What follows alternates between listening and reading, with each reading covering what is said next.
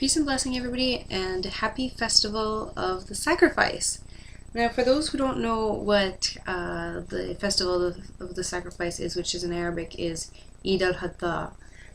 It's the festival that there's two festivals in Muslim tradition. The first one is the Eid al-Fitr, so the festival of the feast, which usually happens at the end of Ramadan. It's the last day of Ramadan, or the first day after Ramadan, I should say. And this is the festival of the sacrifice, which usually happens at the end of Hajj. And usually what happens is people in the community will get together and sacrifice an animal in order to provide food for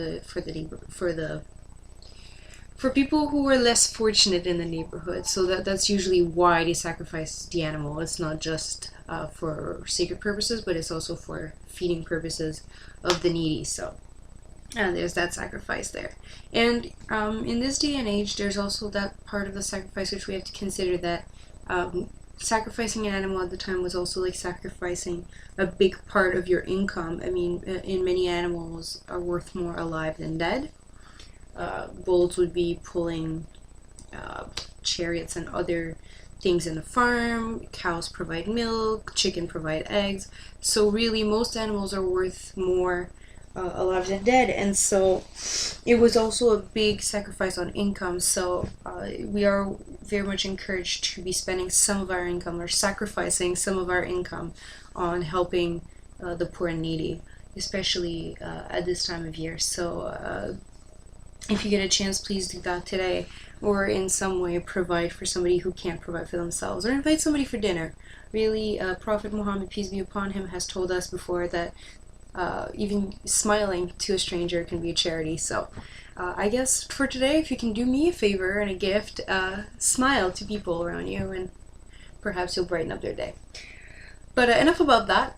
Just to go into the actual tutorial, I'm going to be showing you how to do this cute style. It's not over the top, but at the same time very, very cute. Very, very sweet, and you can wear it with earrings. As you see, there's tons of space to put earrings if you want to wear it.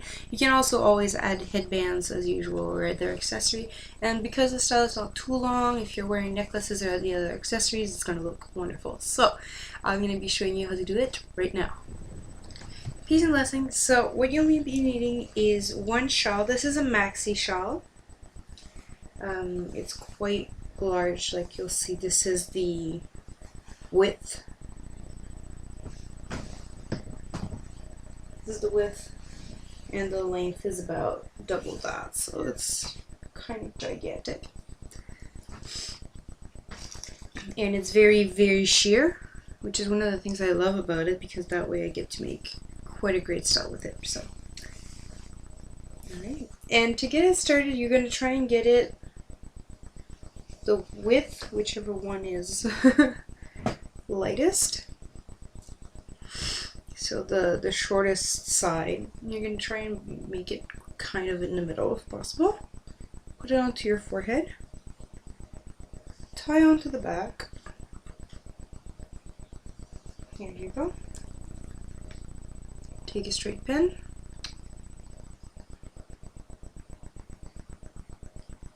And just tie it. I tie it usually in the middle, with both layers on top of one another. So then pull all of it to one side, and specifically one edge, so preferably the one that's towards this way. And then just pull over your bun.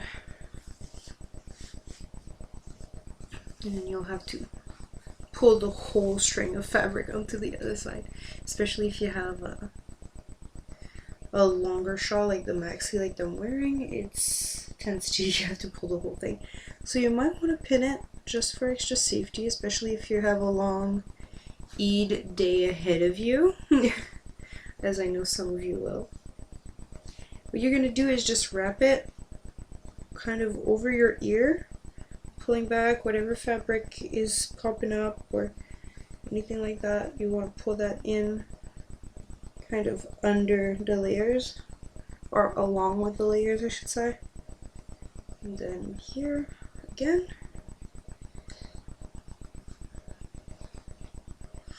And then just tuck it in. And it'll give you kind of the illusion of a hijab crown, as I like to call it. There you go. So just by twisting a bit, and of course you might want to just straighten it. You can put whatever extra pin you might feel needed to keep it in. I like to usually put one at the top and sometimes one at the front too, to ensure that it doesn't have too many little layers showing. There you go. That's the overall idea.